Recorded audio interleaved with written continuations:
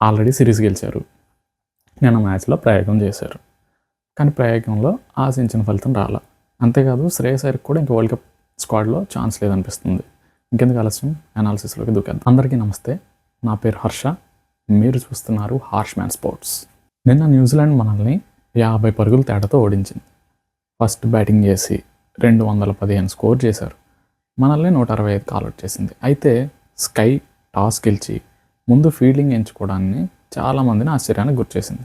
అయితే మనం ఆల్రెడీ చేసింగ్లో దిట్ట, కానీ మనం ఎందుకు ఓడిపోయాం అనేది కాసేపు పక్కన పెడితే న్యూజిలాండ్ టీం పాయింట్ ఆఫ్ వ్యూలో ఆలోచిద్దాం.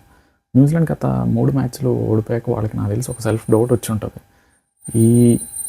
ఈ ఇండియన్ టీం మీద మనం గెలవగలమా అనే ఒక డౌట్ వాళ్ళకి క్రియేట్ అయి ఉంటుంది.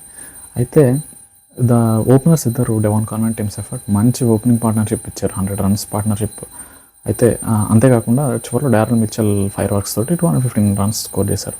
అయితే ఈ రన్స్ సరిపోతాయా అంటే అది కూడా జూ ఎఫెక్ట్ ఒకటి వస్తుంది సెకండ్ ఇన్నింగ్స్లో. సో వాళ్ళు కూడా అనుకుని ఉంటారు ఒక 15-20 రన్స్ షార్ట్ అని.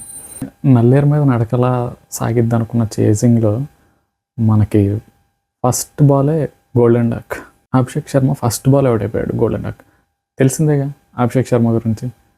ఈ సిరీస్ అంతా ఏదర్ గోల్డెన్ డక్ లేదంటే పెద్ద స్కోర్.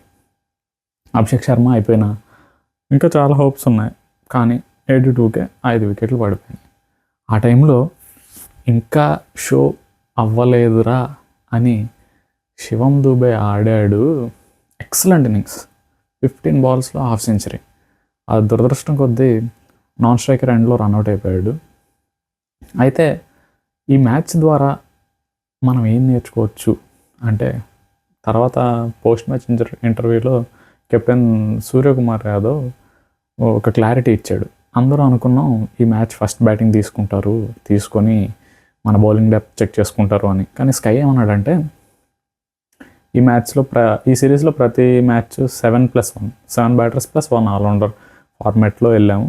ఇక్కడ 6+1 వెళ్ళి మా చేజింగ్లో ఎలా వాళ్ళు ఆడతారో టెస్ట్ చేద్దామని అనుకున్నాం అన్నట్టు చెప్పాడు. అది కాక ఒక క్లారిటీ ఇచ్చేసాడు, ఇక్కడ మా స్క్వాడ్ వరల్డ్ కప్ టీంలో ఆడే సభ్యులతోటి ఈ కండిషన్స్లో ఎలా ఆడతామో టెస్ట్ చేసుకున్నాము అన్నట్టు చెప్పాడు. సో ఇక్కడ మనకు ఒక క్లారిటీ వచ్చింది. శ్రేయస్ అయ్యర్ ఇక T20 వరల్డ్ కప్లో ఉండకపోవచ్చు అని మ్యాక్సిమం కన్ఫర్మేషన్ వచ్చింది. ఎందుకంటే తిలక్ వర్మ ప్లేస్లో నెక్స్ట్ చాయిస్ ఇషాన్ కిషన్ కూడా ఇంజురీ అయితే అప్పటికి కూడా శ్రేయస్ అయ్యర్కి ప్లేస్ లేదు అంటే, so we can understand that ఇంకా మనకి శ్రేయస్ అయ్యర్ ఈ వరల్డ్ కప్లో ఉండకపోవచ్చు అనేది చాలా వరకు కన్ఫర్మ్ అయినట్టే. ఆల్దో ఎక్స్పెరిమెంట్ ఫెయిల్ అయినప్పటికీ ఎస్, ఏమన్నా ఇలా మన 6+1 ఫార్మాట్లో వెళ్తే ఒకవేళ బ్యాటింగ్లో ఏమన్నా కొంచెం ఎక్స్ప్లోజివ్నెస్ తగ్గించి జాగ్రత్తగా ఆడతారా అనేది చూడాలి.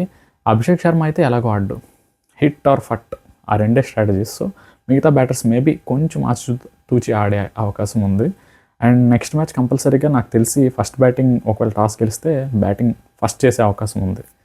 ఇది ఎక్స్పెక్ట్ చేయొచ్చు. మీరేమనుకుంటున్నారు? అండ్ బై ద వే, నేను ఓన్లీ క్రికెట్ కాదు, టెన్నిస్ అండ్ ఫుట్బాల్ కూడా ఈ ఛానల్లో కవర్ చేస్తాం.